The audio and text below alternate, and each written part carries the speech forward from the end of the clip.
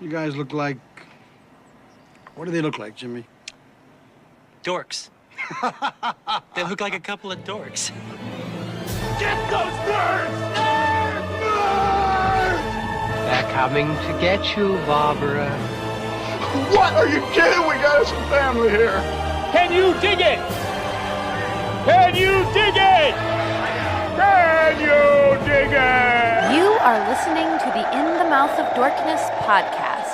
Here are Brad, Lisa, and Darren. Welcome to another edition of the It Modcast podcast. Joining us is Lisa Gullickson. Quick, suck it before the venom reaches my heart. Wife Dork. If it wasn't for creeps, we wouldn't know milk is delicious. And also joining us is Brad Gullickson. And for gosh sake, watch your language. That's not going away anytime soon. Mouth Dork. Go on. Laugh now, you little turd. And I'm your host, Darren Smith. Warmer, disco. The Disco Dork. There's nowhere you can hide, Spartan. Put as much distance between you and the truth as you want. It changes nothing. Pretend to be everything you are not. Teacher, husband, father. But there is one unavoidable truth you will never escape. You cannot change. You will always be a monster. And welcome to the It Modcast podcast. Is that Demolition Man? That is not. That is from God of War. Oh, okay.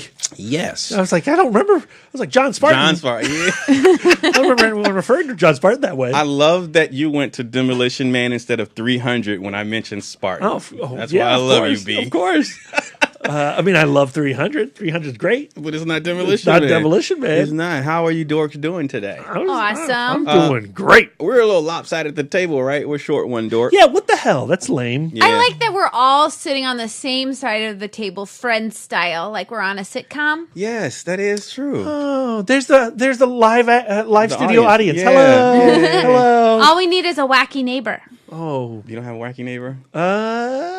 No, actually, not right now really. we don't. Jim moved. Yeah, he did. Shout out to We have Jim. some cute puppies, though, Oh, Yeah, yep. in our building. Oh. Yeah. Also, we have a neighbor who wears a Stormfront T-shirt, so we've got Nazis in the neighborhood, Darren. Oh, okay. All right. Now with that, Brian's not here, but so we're still going to move along with our weekly true. dork. Did I Oh tell my you? God, Did I tell no, you about that? did not tell me that. Yeah, a guy's walking his dog outside, and like all these neighbors are going up and like petting the dog, the cute little new dog, and I'm like, that motherfucker's got a Stormfront shirt on. Oh my God. Yeah, so It's time to move, I guess. resting. All right. With that, Lisa, how was your weekend I dork? don't know. I just feel like I've just been smacked with some weird perspective. Yeah. I had a great weekend dork. It was a little lonely for parts of it Oh, yeah, that's because right. Brad was out of town. A Oh, little into yeah. that excitement. But I watched 3 amazing stand-up specials on Netflix that I just want to share with you. if Now, you were don't these mind. new specials or some back catalog stuff you catching up on? One from 2016. Okay. And then 2 newbies. Okay. So I'll start with the one from 2016. So this is Michael Che Matters, his special. I'd seen short sets of Michael Che, and he's kind of a slow burn for me. He's very low energy. And I was just kind of like, I like to just like throw it on, like just throw stand up on while I'm doing other stuff. Yeah. And this is one where I just like, I was like puttering around, and then I just found myself just sitting on the couch and just laughing my butt off. Is it a good one? It is so good. Okay. I think you would really love it. Okay. Now there is a little sadness to it. The fact that it is pre-Trump. So it was during the whole election cycle. Okay. He does this amazing bit about how like Donald Trump running for president is like your worst friend sidling up next to you and telling you he can fuck your mom. Oh. Wait. And then finding out that he can. Oh. And then but he follows it up with like, now you can't elect him because he's gonna fuck your mommy. And I'm like, oh no, he's fucking my mommy. So that was like a little bit of a bummer. But like he it's very much, it's like, I like the fact that it's very much a 2000, what years? How do years work? 2016 special. He does this really poignant and hilarious chunk about Black Lives Matter and how, like, you know, like, we're starting our negotiations at matters. You know what I mean? Yeah. Matters. Like what's lower than matters exist. Can we agree that Black lives exist? Right. But and it's really funny and beautiful. And then he rolls it into like how gay people are looking for equal rights, like just equal rights. We just want equal rights, you know, and it's just really wonderful. He also and fucking sad as shit. Yeah. he is a correspondent. He does on SNL. He was a writer. Yeah, and I don't really watch SNL. I'm like, for somebody who's so obsessed with stand-up, I do not like sketch. So Really? I've never watched SNL. I think I saw a couple of things as a kid on SNL that kind of creeped me out. I was a super sheltered child. Yeah. So like, Was it Head Wound Harry? yeah, like when the dog like was eating the head wound, that was kind of upsetting. I love how you hit that nail right on the fucking head, by the way. I know my wife, ladies and gentlemen. Ladies and gentlemen, they did not talk about this pre-recording. Yeah. High five that, Lisa. Yeah. So yeah, so like there's something about sketch comedy that really creeps me out. Plus, I don't like over the top acting, you know. So which on Saturday Night Live, there's like a lot of like playing to the crowd and stuff like that. So I really hadn't experienced Michael Che through that. Though Googling around, he's like kind of become notorious for his like white girl material and like. Oh man, he has some great white girl material. But like his takedown of white women in this special. It's really good. It's really wonderful. He talks about how like, you know, like white women have taken over Brooklyn and how like when he was like listening to rap as a kid, like he's like, I'm never going to Brooklyn. The song is great, but Brooklyn sounds like a terrifying place. Yeah. And then a white woman rolls in and is just like, it's mine's now. So there's a lot of really wonderful stuff in this special. And I feel bad that I was not on his train for so long. Because generally when you hear stand-ups for the first time, you hear them in a short set.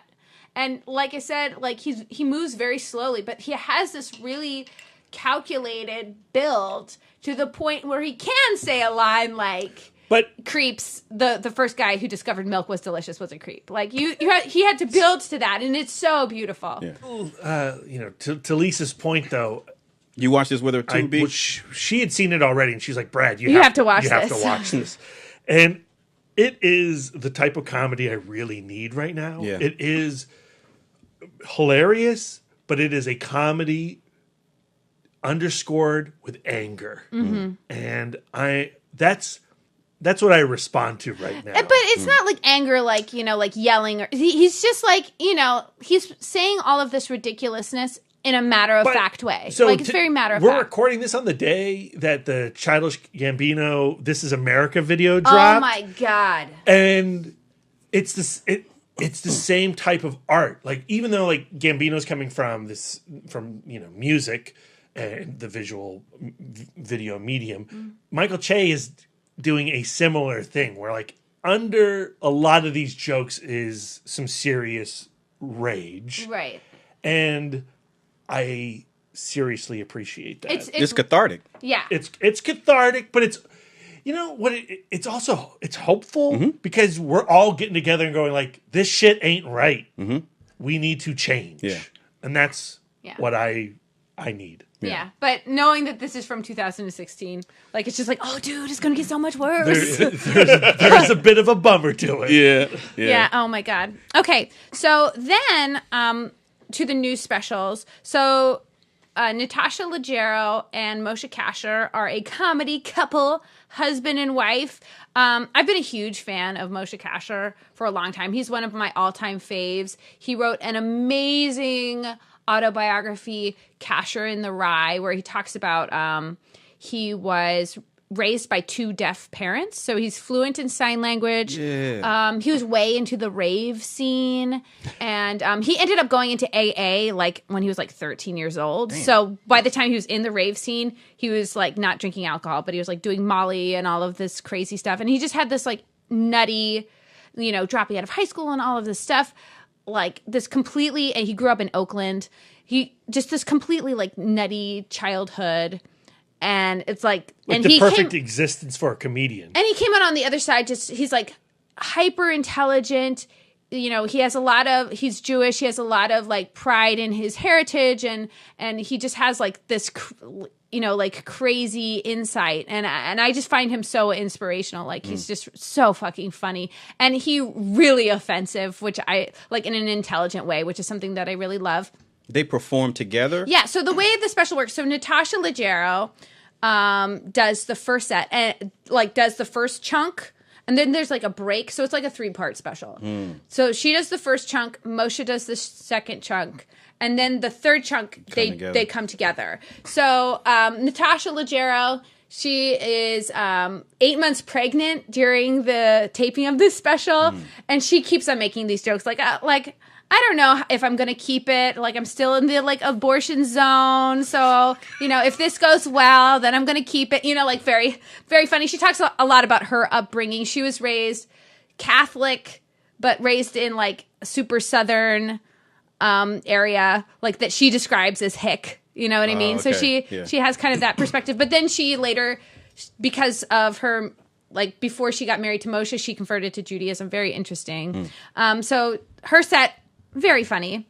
Then they have Moshe's set, hilarious, absolutely wonderful. And then for the third part, they come together. They talk about their wedding and some of the fun. Like when she was converting to Judaism, she had to do like something ridiculous, like 16 4-hour classes. Like you have to like in the time that it takes to like become a doctor, that's how much time it takes to become Jewish. Like they don't want people, essentially. Damn. So it's like, so she has to do all of these like super intense classes. But in doing those classes, she learned about all of these fun, you know, traditions that she wanted to incorporate into her wedding. And so one of them was they would, maybe I shouldn't talk about this.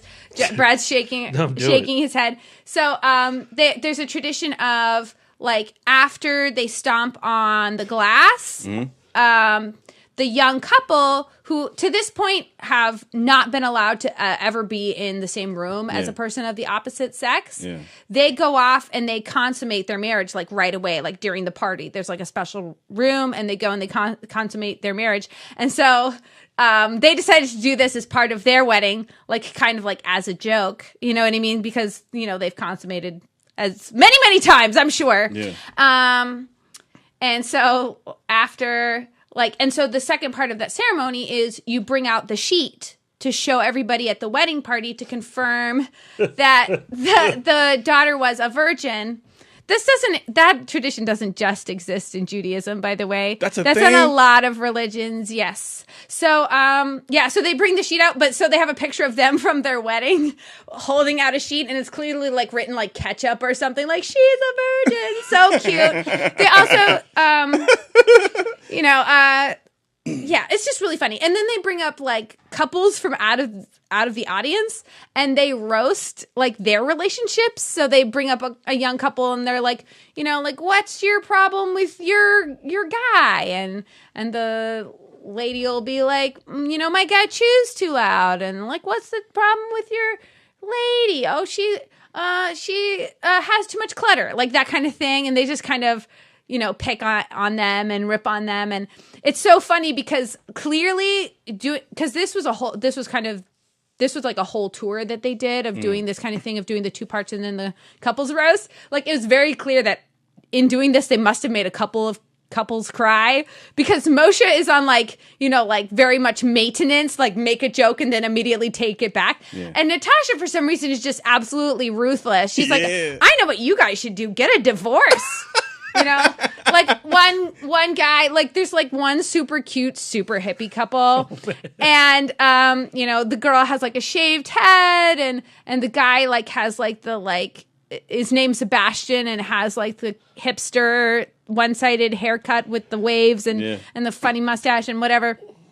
And where was I going with this? Oh, and he, you know, so the girl, like his problem with his girlfriend is that she doesn't bathe thoroughly enough for him. I don't know. It's, And this is what you tell people in a public Yep. setting. yeah, it's just absolutely I would beat mortifying. his ass And on the then- way home. Oh god damn! At least like Brad was like going like, you know, like what would you say about me? I was like, there's no way in hell we'd be up there. We are not that stupid. But Natasha leans over. What would you say about me, Lisa? What would I say about you? Let's sidetrack this real quick. He's just so sweet, you know. It would probably be something to the effect of going on to the next stand-up special, like how you're too friendly to cashiers and stuff. Like, like Brad has true. this thing where he likes to do bits when we get up to the. Like, I'm one of those. Like, I hate being a regular at places. Like, if I go to the same Panera too many times and people are like, I know what you're gonna order. I'm like, burn this place to the ground. I'm finding somewhere else to go. But Lisa, meanwhile, Brad is like telling people at Panera, yeah, I'll do you personal favors. Shout out to Jeanette. You know, like, yeah, sure. You know, like, I don't know. Brad's just making friends everywhere he goes, and I do not want to make friends. Jackie and Jeanette at my At favorite our- Panera. Yeah. The reason we go to that Panera is because he gave like a guy at the Panera that's close to our house this huge stack of comic books. Mistake. And now that guy wants to be our best friend, and now neither of us can go there anymore. Oh, we gotta have that guy on the podcast. Oh my god! I'm not even going to say what his name is. You better not. It got awkward. It did. We had to cut ties with that Panera. Anyway, so the next and the reason I go this ties into the next special is John Mulaney has the same issue. So John Mulaney, his latest special came out, Kid Gorgeous. So good. Live at Radio City. And that was actually if you recall, a while ago, we saw him at Where was that? Was that DAR Constitution? Yep. We saw him there. And this was the culmination of that tour. Okay. So it was a lot of the stuff we heard, and I loved hearing again. But a lot of new stuff, too. He must have done a ton of writing on that tour. But he talks about how his, like, he also is too friendly to cashiers. So he was like at Best Buy, and the Best Buy person was like, "Do you have a Best Buy rewards card?" And he replies, "I wish." And then his wife just walks away from him. And I'm just like, I wish I had the cojones to just walk away from Brad when he's being too friendly. Lisa, ask me if I have a Best Buy rewards card. Brad, do you have a Best Buy rewards card? I sure do. We have rewards cards everywhere. There's not a place we enter where we're not a fucking member. So John Mulaney, probably the highlight of his special for me is him talking about his time on SNL, where he was writing with what's his name, Mick Jagger. So he did. He talks about, like, you know, when you write on SNL, everybody wants to know if the celebrities are nice, like if the celebrities are cool, and he's like, no, of course not. But if you were Mick Jagger and every time you just yelled Diet Coke, you know, and a Diet Coke appeared in your hand, like, you'd be an asshole too. So he talks about, like, this one time, like, he was like pitching a joke to Mick Jagger, and Mick Jagger just yells in his face, "Not funny." And and then he also, like, they collaborated on writing, like, a comedy song. Yes. Yeah, and so so they were trying to. No. They had a line that was like, "What rhymes with think? Drink? No. Sink? Yeah." It's really good. He also has the whole, like, when you watch it eventually, listeners, the whole bit about street smarts and growing up as a kid in Chicago terrified. Yeah. Like, it was so great. So funny. I love stand-up comedy. It's like my favorite thing. Oh, sorry. Go ahead, B. Well, like, Lisa, I came home, and this was before I left, right? Mm-hmm. And Lisa was just like, "You need to watch these 3 specials." And we watched these all back to back on one night. Yeah. And I just love sharing them. And I find them re-listenable. Like, people listen to music albums again and again and again to absorb them. I do that with comedy albums. And you know, the thing is, like, when Lisa's sharing stand-up comedy, I cannot be on my phone. You know, it's really important to Lisa. And, you know, I'm addicted to my phone. I'm playing some mad games of Snake versus Block right now. That app game. Oh, I'm good. Almost at 2,000 points, Darren. And so, you know, I feel a lot of pressure to enjoy these stand-up shows because it means a lot to Lisa, obviously. Kind of like when I show her particular films like, No Country for Old Men, and then she shits all over it. So we're watching these, and I gotta say, all three of them, amazing. She's not wrong. Yeah. I highly encourage our listeners to check out these specials, but in particular the Michael Che. Oh my god, Michael Che's so funny. Yeah. Natasha Leggero ends her stand-up bit doing some of the most exciting and hilarious crowd work I've ever fucking heard. Michael Che does some great crowd work too. Though. He's ruthless. I feel bad for Nick in the audience. Yeah, he really drills Nick to find out what he puts in his search when he searched for porn. He's like, what do you write in the box? What do you write in the box? And then, of course, Nick says the most innocuous thing ever, and then Michael Che just slays him about it. No. It's so wonderful. But like Natasha Leggero ends with doing a bit about like how many women in the audience have seen a guy masturbate in public, which I like. Yeah, I have. Hands I've up, at Lisa. Panera. At that Panera you where that serious? guy works. I know. Yes. And and so she just goes up to In fairness, Lisa, I've also seen a guy masturbating in public. That's fucking nuts. During Lost in Translation. Yeah, was he looking directly at you while you ate a salad? He was looking at his socks that he pulled off. That is Oh, nuts. gross. That is nuts. So she like, like a ton of women in the audience raised their hands, and she just takes the microphone and goes lady to lady and has them tell the story. And it's, it sounds depressing because it is fucking depressing. It is. But it's so fucking funny. I can't. That It's is so crazy. funny. Speaking of SNL writers, David Letterman's most recent episode on his Netflix show, and my next guest is Tina Fey, and she talks actually a lot about her time at SNL, her relationship with Lorne Michaels, but also her time in the writers' room and at that table, and how she became the first female head writer at SNL, and she talks about the climate change, going from a dude bro type of atmosphere where there are random jars of piss around to having a more diverse group of people sit at that table, because jokes are played differently, and then opportunities and behaviors change accordingly when there is more inclusion and diversity. So, and plus, she's Tina Fey. It's a great conversation. So, I think you should check that out. I want to check that out. Like the whole SNL writers' room thing just sounds like a really intense environment, regardless of who you are. Like to the point of like disrespecting human dignity, the work, the amount of work and sleepless hours, and considering like certain stretches, a ton of cocaine, That's crazy. couple of years, Yeah. maybe many years, maybe all the years, I don't know. But like the fact that like Tina Fey can go through that, and then come out on top and then create change, I just think is absolutely beautiful. Because to me, that sounds like a fucking hell. Yeah, it's crazy. She said she couldn't do it now. She just doesn't have the stamina to do what she did during her time at SNL. Because David Letterman asked her, so he said, "Well, you're at the status now where if you wanted to go back, you could, or if you could just ask, or you could just go there and they'd take you back." And she said, "Yeah, but I can't." She said, "I don't have the stamina." That whole system sounds like super, like John Mulaney, for example, when he hosted. Just most recently, and this is all from hearsay because I do not watch sketch comedy. He talked about how like you would pitch sketches again and again and again, and they would just be rejected. So when he went back on, he had them do a sketch that he had pitched multiple times called the Lobster Sketch, and he had pitched it several times while he was writing there. And so now he's like, well, I'm the host, so we're going to fucking do it. And apparently it killed. I don't know. I haven't watched it. I don't like sketch. Yeah. Head wound Harry. Oh, she has a good story about that same type of thing, but with a female writer, and how it kept getting passed over, but because there wasn't another female in the room who understood, the concept of the joke in the sketch. But then once someone came in, they had another voice or another perspective to actually explain it, and they ultimately ended up doing it, and it killed as well. But there's still a lot of issues with diversity at SNL. Like James Adomian just put out like this huge article about how there's like been like no out gay dudes on SNL. Yeah.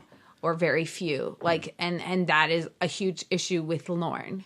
Like Lorne has an issue with that. And Lorne likes to choose cast members that remind him of himself. So Yeah, there's still a long way to go on SNL, but you know what? I still won't tune in because of sketch. Key and Peele has the opposite problem where their sketches are too real, and then they make me cry. I can't handle that either. What do I want? Not sketch. I just want someone to tell me a story. Okay. Tell you a joke. Yeah. Okay, right. I'm done talking now. Thank you, Lisa. Wrap it up. Brad. Yes. Here's a rhetorical question for you. How was your friggin' week in Dork? Oh my God. This was horrible, right? Crazy week in Dork. Absolutely an utterly surreal week. Mm-hmm. When we recorded our last episode, I did not know this was going to happen. Mm-hmm. But on Monday, I got an email from Annapurna Pictures saying, "Hey, do you want to come and visit the set of the new Babak Anvari film starring Armie Hammer, Zazie Beetz, and Dakota Johnson?" Mm-hmm. And I was like, yes.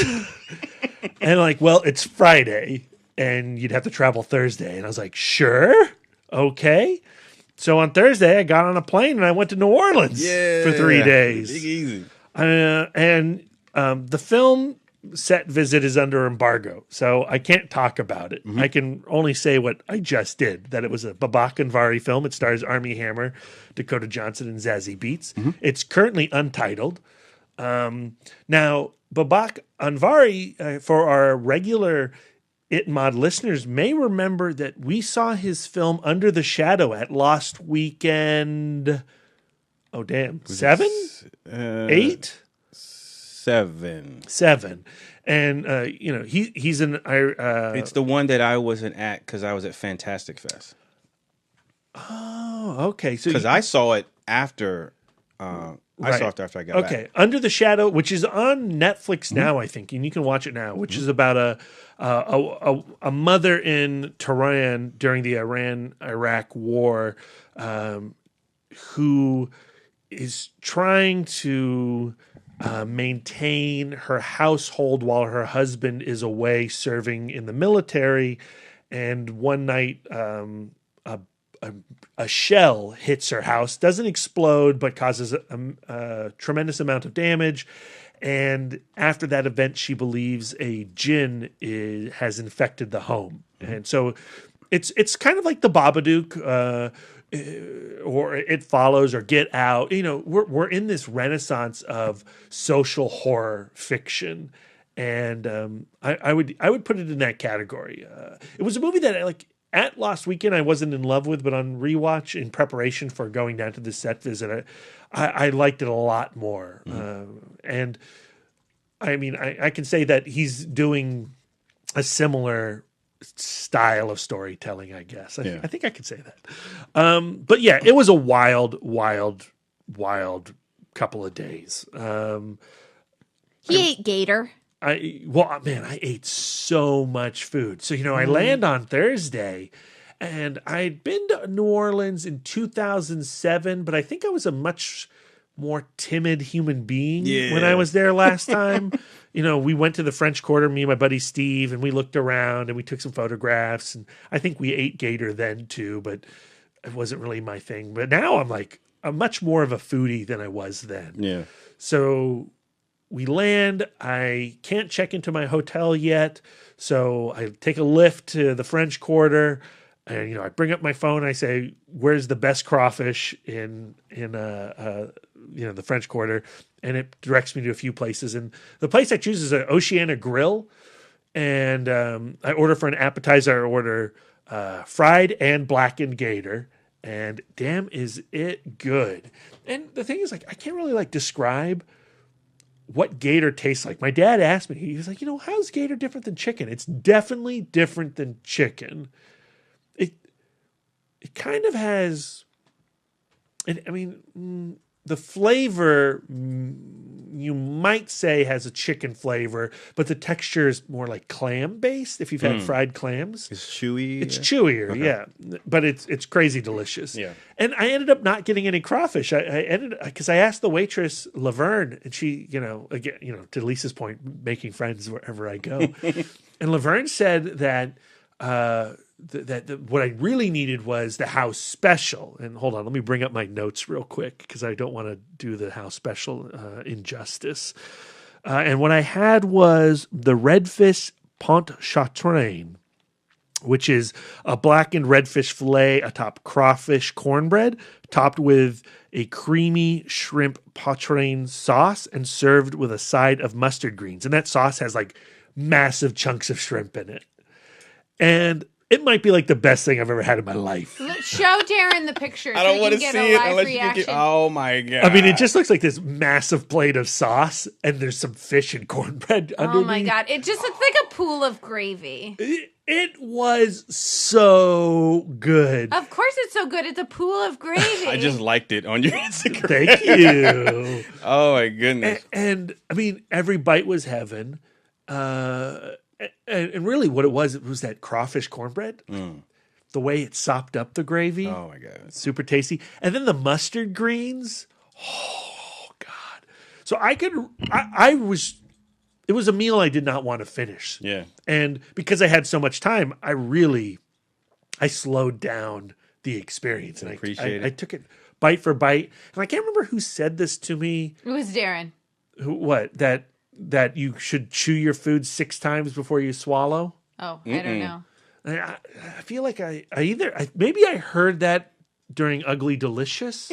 Darren is a guy who can really slow down and appreciate his food. That's why I love giving him my baking, so I get to really watch someone enjoy something. So I made it a habit to chew my food 6 times before I swallowed every bite. And I stretched that meal out to like a proper hour. And I had a couple like what was it? Abito alligator beers, and those were great. And I had the gator bites, and those were delicious. And then I just like wandered around the French Quarter, and I come across this woman playing clarinet, and there's a guy playing guitar with her, and then there's a guy on the tuba, and it's like every street corner, whether you're like on Bourbon and Conti or wherever, there are bands busking. But this woman was like crazy good, and I took a little video. I sent the video to Lisa. It's on my Twitter feed, and I noticed like that one post was getting retweeted a lot. The most interaction I've had on Twitter in a long, long time. Yeah, and just an astounding musician, right? Well, so someone tweets me and says, "Oh man, Doreen is the best." And I go, Doreen, okay. Well, let me look up Doreen. And it turns out the person I had recorded was this woman named Doreen Ketchens. And she's a famous Louisiana clarinet player. And she was one of the first female band leaders in New Orleans. She's played for, various presidents. She's played in embassies across the globe. She's a queen of New Orleans. In fact, she just slays on this instrument and can sing. Yeah, I mean, it's like she's incredible. And I was trying to find some of her nicknames that they gave her on in the world. Where is it? But yeah, like the Queen of New Orleans, Lady Louise, the Clarinet Queen, Miss New Orleans. So it's just. I mean, I literally stumbled onto a maestro. Yeah, that's pretty cool. It was really cool. Yeah. And then, I walked over to the Mississippi River. I put my feet in the water. There was, that ridiculous touristy steamboat that they've got over there on the river with like a line of like 200 tourists trying to come on in. And it was just that city. We live around Washington, D.C., and, obviously there's a lot of history to Washington, D.C., but in D.C., they've turned that history into, like, tourism, right? like tourism at its purest. And so when you go and you visit the Smithsonian, you're going into a museum, right? Right. But when you go to New Orleans, that feels like lived-in history. They don't tear down the buildings and resurrect new ones in their place. It feels like culture. It's 100% culture. Yeah. It is a societal experience separate from anything that I live around here in Northern Virginia. Yeah. And just bumping into Doreen Ketchens rocking it out on this clarinet. Yeah. You know, like Lisa saying, slaying it was tremendous. Yeah. And then, you know, I go from there and I take a lift to the Frenchman's area, and you wander into art exhibits. And the only thing I didn't do that I wanted to do is they've got that World War II museum there that's supposed to be like one of the best museums of all time, but I didn't have the chance to go in. And then, you know, the next day we did the set visit. I was on set for like 8 hours. I got to watch a little filming. That was, you know, it was awesome. And I'm on embargo on what I saw until next year. Damn. Which is nuts and like it is painful. But you know, I got to talk to Armie Hammer. I got to talk to Babak Anvari. Armie Hammer, super cool dude, very, very nice. Yeah. You know, it was like he stepped out of the TV screen and Into my heart. and into my heart, absolutely. And you know, every day I see the Armie Hammer Lone Ranger Lego figure in my office. Oh. You know, one of the first articles I ever wrote was in defense of the Lone Ranger for Daily Grindhouse. I love Armie Hammer, Yes, you do. and this to have him stare directly into my soul and to have a proper conversation with him was a tremendous delight. Yeah. And I really hope I can take this experience and multiply it and get more set visits out of this. You know, I got to hang out with, you know, Frosty from Collider, and he had like a million stories, and Max Every from ComingSoon.net, and Jacqueline Corey from Rotten Tomatoes, and just everybody was super cool. The Annapurna people were super cool. Yeah. And I ate a ton of food. Like that night after the set visit, we all went out again, back to the French Quarter. We went to Kingfish Restaurant, and we bought every appetizer on the menu. What? I mean, We brought that, like the Annapurna bought. Yeah, Annapurna bought every appetizer on the menu. Damn. You know, we had a bunch of wine. Yeah. I have the best scallop of my life there. Off of somebody else's plate. That's how tight they got on that set visit. And then I had the shrimp and grits. Yes. And, you know, I love shrimp and grits. Yes. You know, I'm a Virginian. I love shrimp and grits. This was the best shrimp and grits of my life. Like, I ate so well. Yeah. So well. Yes, I did go back to the apartment or the hotel room and have straight liquid diarrhea. But During which he called me and talked to me, and I couldn't tell. That's how smooth the whole experience was. I wasn't going to mention that detail, Lisa. I just hear the flushing over the phone. I was like, "Are you shitting?" He's like, "No." Marriage is the best. Marriage is the best. And I would not trade that food experience for anything. It was well worth the, 20 minutes on the toilet afterwards. When is so these interviews are they coming out soon? Or? Well, no, they're going to come out next year. Like I can't talk about it. So the interviews can't even come out. No. Off air, I could share some of it with you. No, you can't. No, I can't. He's joking. No, I'm not allowed to do that. But yeah, so I can say that I'm pretty excited about this film. Yeah. All right, that's cool. Yeah. What else? Anything else that happened while I was down there? Anytime I'm in a hotel room, I just watch Law & Order SVU. Yeah. I can't stop watching that show. We've talked about that on this podcast in the past. Yeah. Yeah. You want to tell the people where you got your quote from? Oh, well, that's my Sunday morning movie. I watched Hit with an exclamation mark at the end, starring Billy D. Williams and Richard Pryor. That movie is basically a ripoff of The French Connection, the Friedkin film. Billy D. Williams' daughter ODs early on in the film, and rather than killing the junkie that gave her the drugs, he tracks down where the drugs came from. They came from France, because back then that's where the drugs came from. I don't know. Yeah. They didn't go all Sicario on us. But it's a pretty good movie. They spend too much time with the villains. Billy D. Williams is great. Richard Pryor's introductory sequence is amazing. But then I got the impression that all they did was improvise on set beyond that point, and his performance becomes less amazing. I'll say that. Yeah. But yeah, I recommend it, and I'm going to give you the Blu-ray because I know you're curious. It's directed by Sidney J. Furie, who directed Superman 4, The Quest for Peace. What? And he also directed Iron Eagle. Yes. So he's got some classics under his belt. Yeah, I don't. Olive Films put that Blu-ray out not too long ago. It's worth the watch. I don't know if it's worth necessarily a blind buy. Yeah. But it's worth stealing off of your friend's shelf to watch it at home. Okay, I'm gonna do that tonight. But yeah. So yeah, it was a crazy week. And I don't want that to be my last set visit now. I've got like the hunger for it. Yeah, that's awesome. Yeah, it was crazy. And it was Jazz Fest in New Orleans this weekend. So, we took this tiny little plane from Dulles to New Orleans.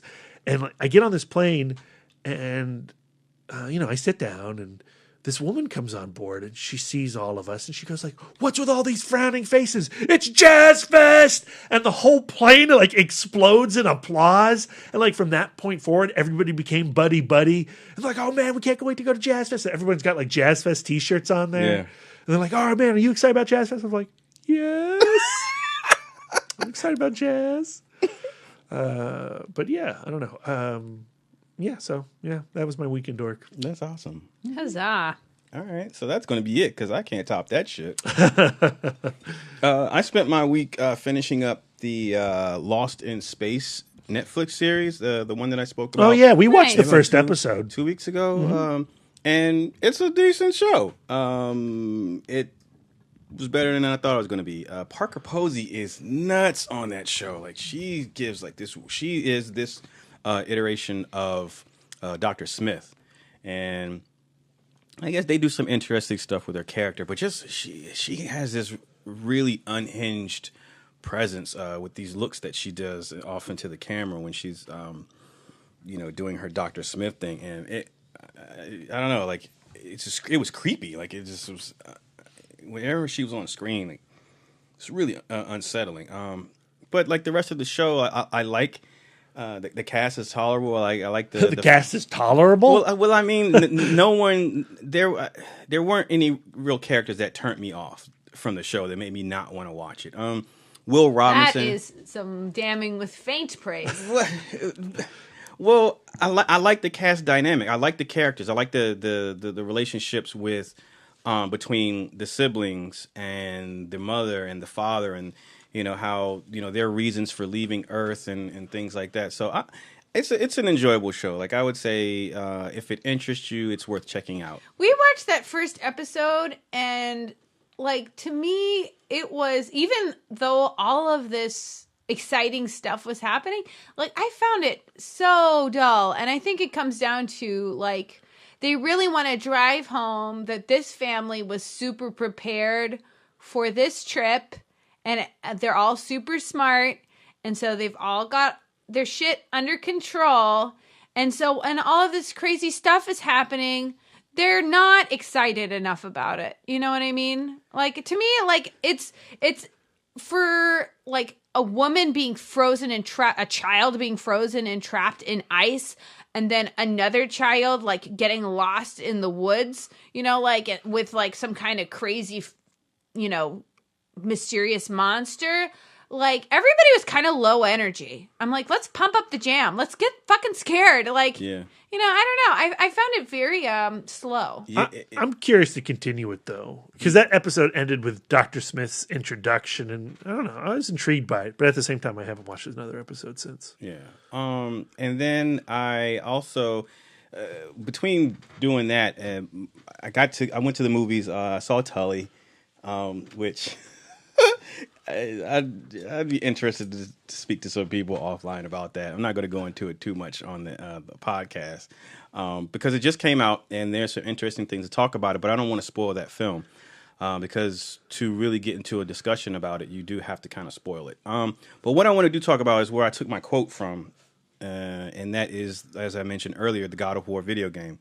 And I beat it Yay! this week. Congratulations! Is that what you say when people beat video games? You say congratulations, high five. You accomplished a thing. Yeah, I guess. I do that in most video games. But I anyway. high five every time Brad gets a new Snake versus Snake versus Rock. What is the movie Snake called? versus Block. Block. Oh, okay. I give him a high five every time. I've got all the characters now. It's a well, same level of achievement, but it's a different type of experience. The reason why I want to talk about this game and why I've been hooked on it so much is because it's unlike any game that I've played so far in that the game follows Kratos, who is the son of Zeus, who in the last video game he killed Zeus with his bare hands, and he's gone away from. He's trying to escape that life, and he's landed in the Norse mythology realm, and he's on Earth, and he fathers a child.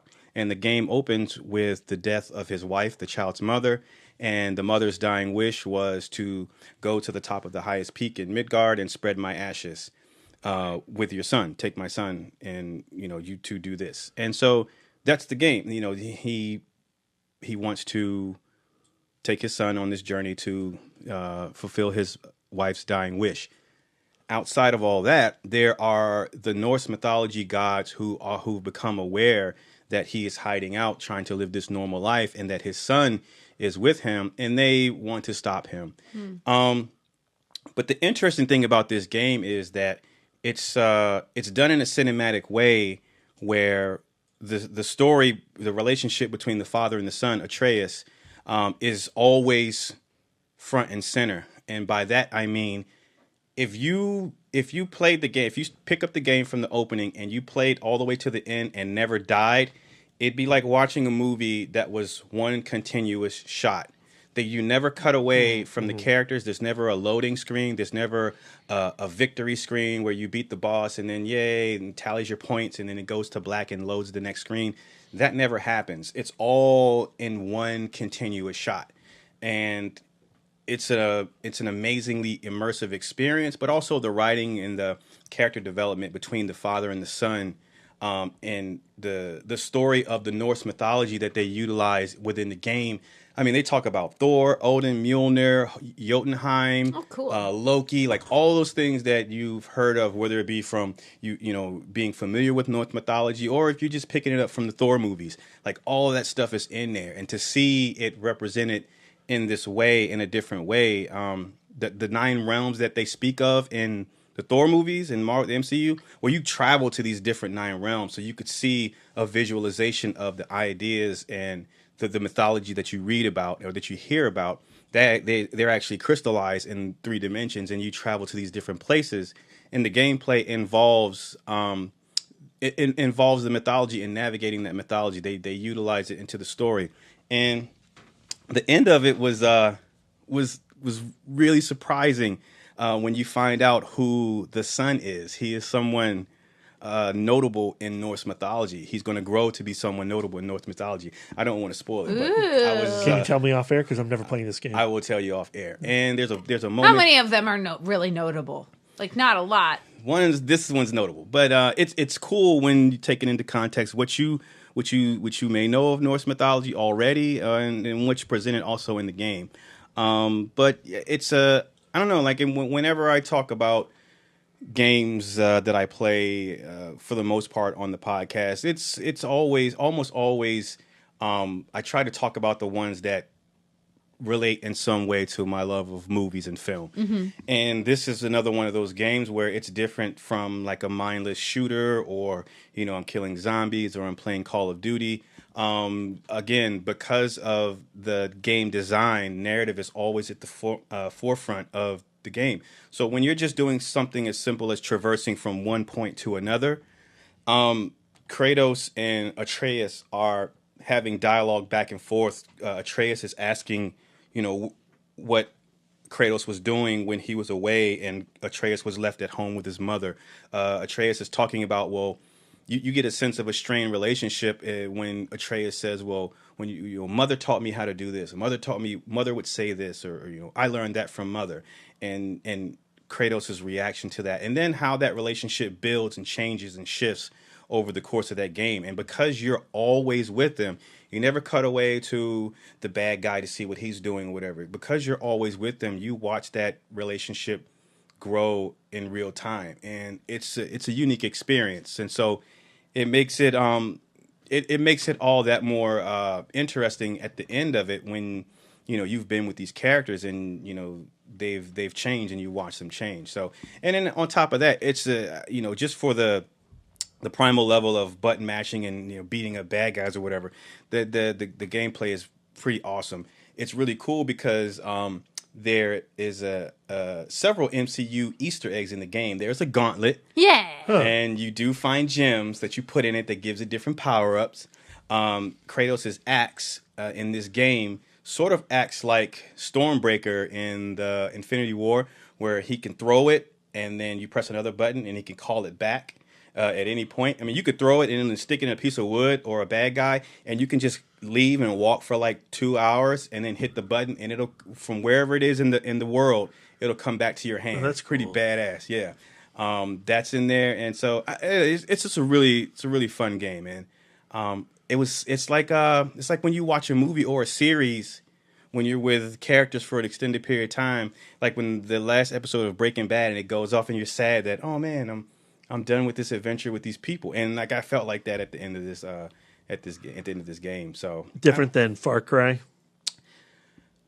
Oh shit! Oh man, yes, yeah. I felt better at the end of this game than I did with Far Cry. Far Cry was a shock. It was a shocking ending. That game, and because of its immediacy and its relevance, like right now in our society.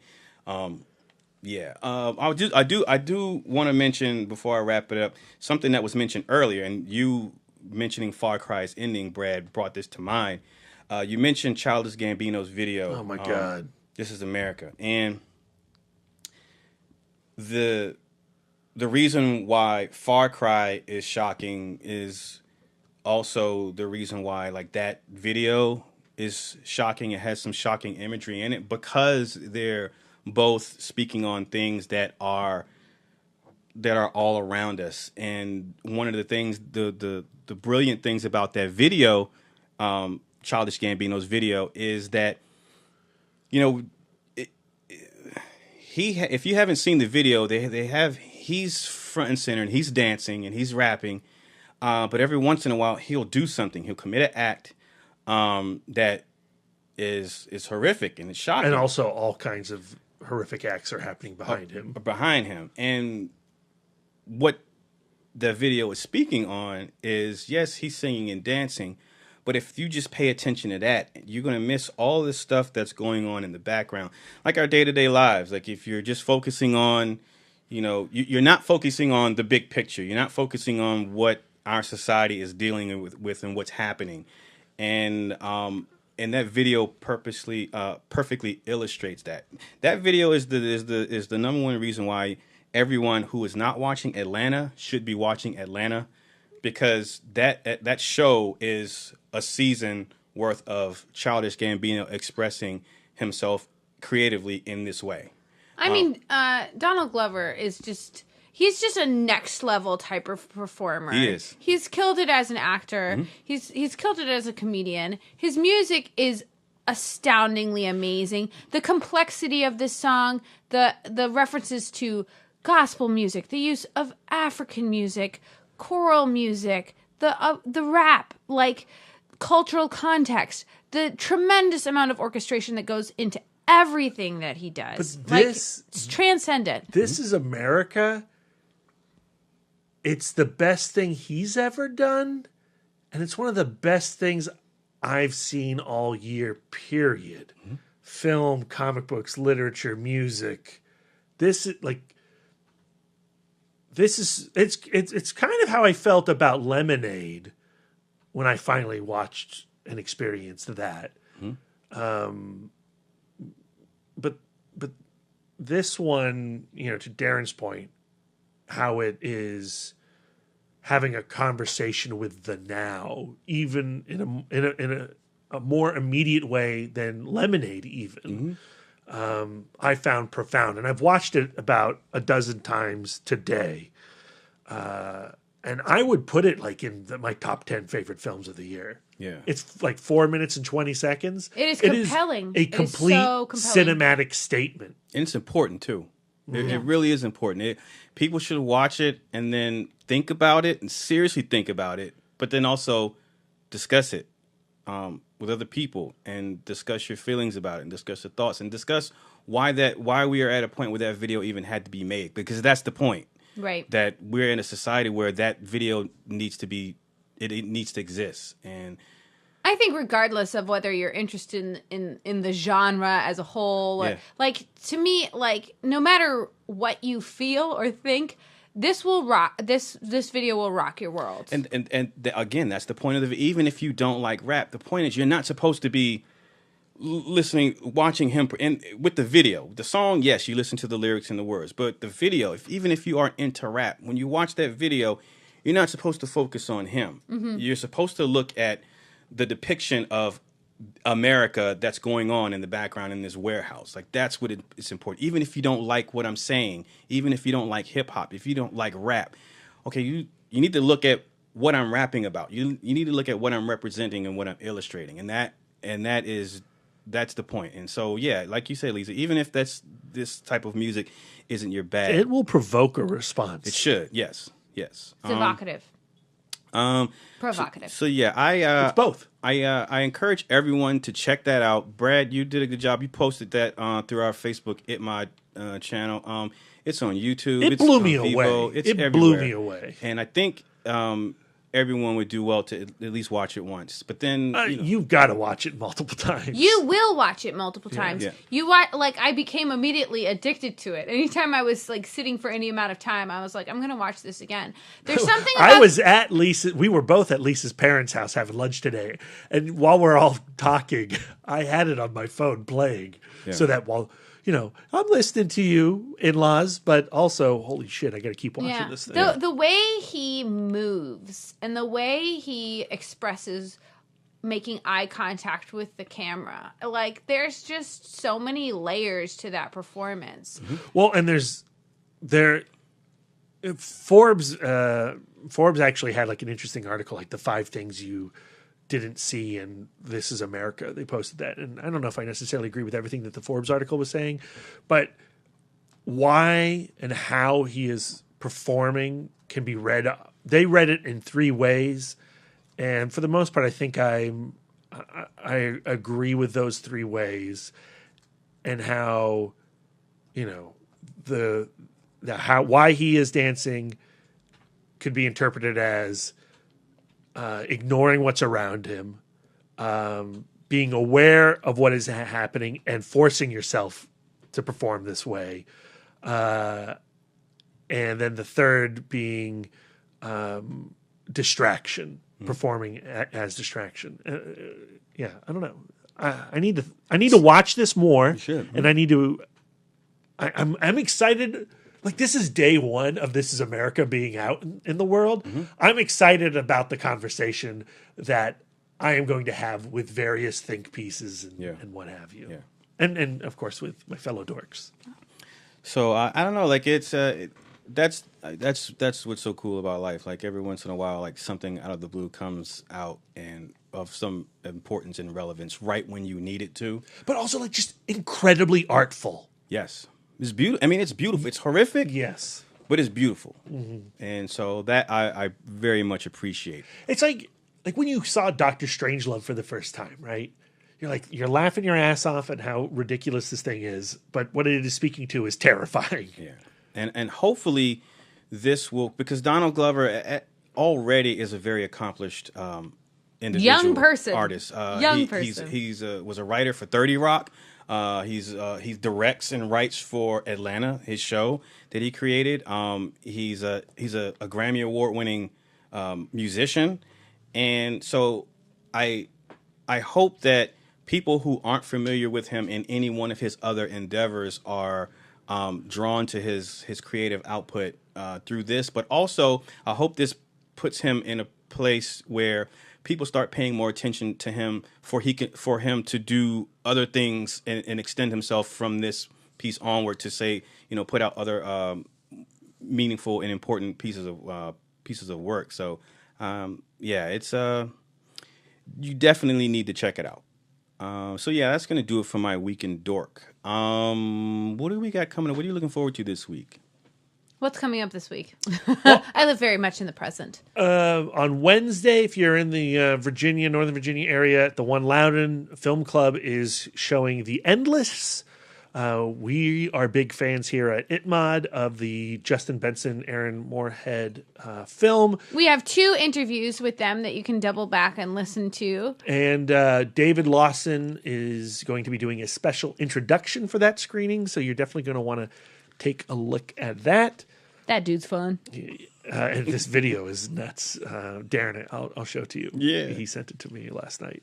And then on Friday, I'm hosting over at the Alamo Winchester for their film club a screening of You Were Never Really Here, the new Joaquin Phoenix film that we saw in the last weekend. That is without a doubt one of my favorite films of the year.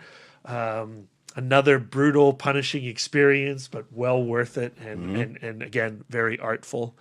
So those are my 2 big exciting things. We've got a couple interviews on the podcast coming up too. As of this recording, the Dan Rosen? Yeah, Dan Rosen. That interview should be out. Yeah, the screenwriter of The Last Supper, the Cameron Diaz, Courtney B. Vance 1995 film.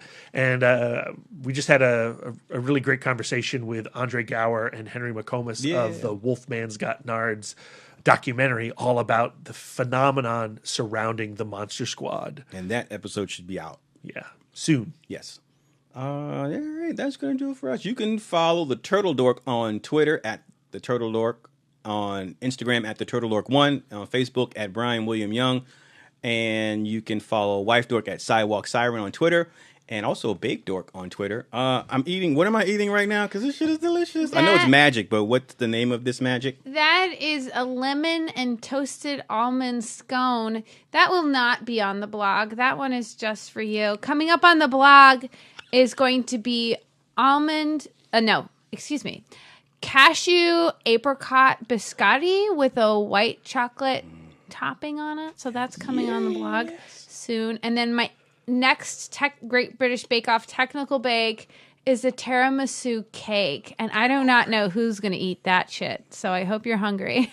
There's the Come on over. Yeah. You can follow all of that at Bake Dork on Twitter. Brad Gullickson is at Mouth Dork on Twitter, Instagram, Facebook, Letterboxd, and Tap for all of his Uncle Traveling Mad Adventures to New Orleans and all the other stuff.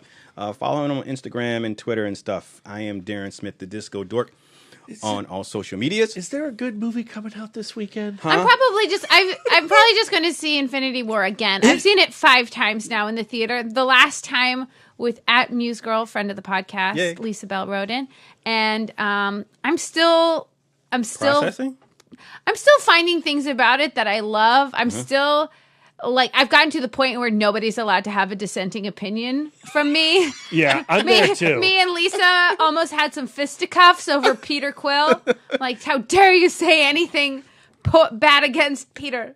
I freaking love that movie. Me too. And it because Marvel moved it up to the 27th of April, it really turned these 2 weeks in May into a barren wasteland. So we don't have a review cast. You're just listening to our Week in Dork, fellow ITMOD listeners. Yeah. And next week we're going to have a review cast. We're going to do that Gabrielle Union movie, Breaking In. Is that what that's called? Actually, I don't know if that's the title. I think it is. Oh, okay. Which is the one about geese breaking away? Is that about geese? Geese. I think that's about. Isn't that about cycling or something? What's the movie about geese? Fly Away Home, Lisa. Yeah, that's different.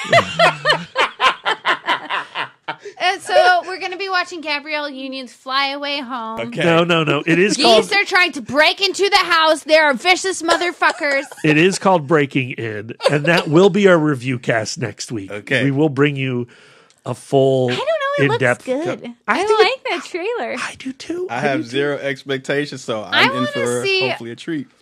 I like home invasion movies, and, tune in on Friday. We're going to have a cool fistful for you. A fistful of, what is it again?